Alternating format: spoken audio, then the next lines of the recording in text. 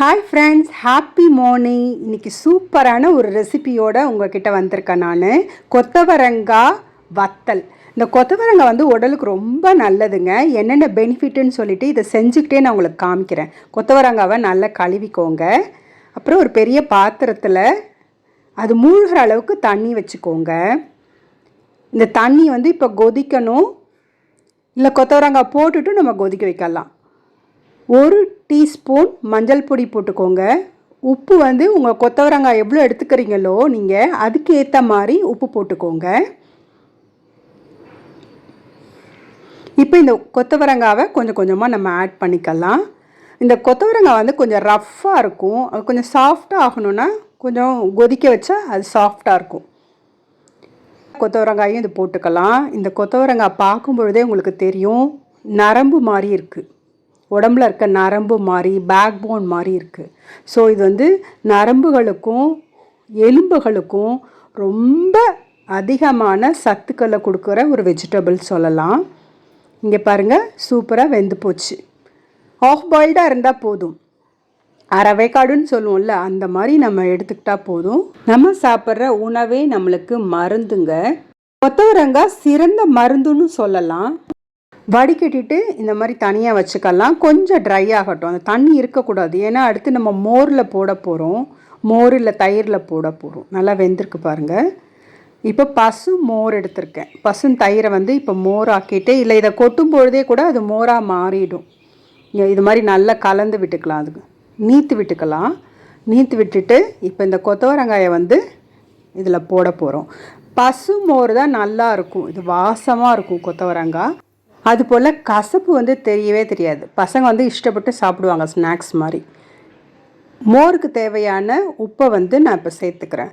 இது மோருன்னு சொல்ல முடியாது, தயிர்னு சொல்ல முடியாது, மீடியமாக நான் எடுத்திருக்கேன். ஏன்னா கசப்பு இருக்கக்கூடாது, அதுதான் எனக்கு ரொம்ப முக்கியம். ஸோ இந்த மாதிரி நல்லா கலந்து விட்டுக்கலாம். இப்போ இந்த பெரிய பாத்திரத்தில் இதை எடுத்து போட்டுக்கலாம். அப்போ தான் நம்ம குலுக்கி ஊற வைக்க சரியாக இருக்கும். நம்ம வடித்து வச்ச கொத்தவரங்காவை நம்ம இதில் போட்டுக்கலாம். இப்போது போட்டுட்டு நல்லா குலுக்கி வைக்கணும். 1 நாள் 2 நாள் இந்த பாத்திரத்திலே வந்து குலுக்கி குலுக்கி வெயிலில் வச்சு எடுக்கணும். அதுக்கப்புறம் ஒரு பிளேட்டில் வச்சு நம்ம காய வச்சுக்கலாம். கொத்தவரங்காய் பார்த்திங்கன்னா மலச்சிக்கலுக்கு சிறந்த ஒரு நிவாரணம்னு சொல்லலாம். அடிக்கடி கொத்தவரங்காவை சமைச்சு சாப்பிட்லாம், ஜூஸாக குடிக்கலாம். அப்படி இல்லாட்டி நம்ம வந்து இந்த மாதிரி வத்தல் போட்டு சாப்பிட்லாம். இப்படி சாப்பிடும் பொழுது மலச்சிக்கல் வந்து பூரணமாக குணமாகுதுங்க. நரம்பு பிரச்சனைகள் வந்து குணமாகுது.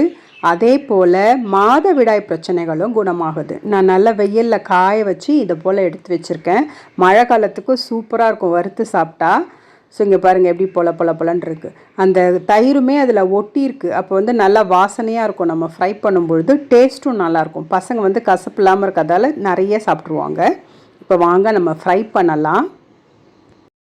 கடாயில் தேங்காய் எண்ணெய் இல்லை ரீஃபண்ட் ஆயில், இது ரெண்டுமே ரொம்ப நல்லாயிருக்கும். நான் யூஸ்வலி தேங்காய் எண்ணெயில் தான் பண்ணுவேன். இன்னும் கொஞ்சம் ஹெல்த் பெனிஃபிட்ஸ் இருக்கும்ல தேங்காய் எண்ணெயில் பண்ணும்பொழுது.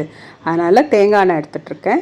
இப்போ வந்து இதில் கொத்தவரங்காய் வத்தலை போட்டு வறுத்து எடுத்துக்கலாம். கருக விடக்கூடாது, சிம்மில் வச்சுட்டு வறுத்தோன்னா நல்லாயிருக்கும்.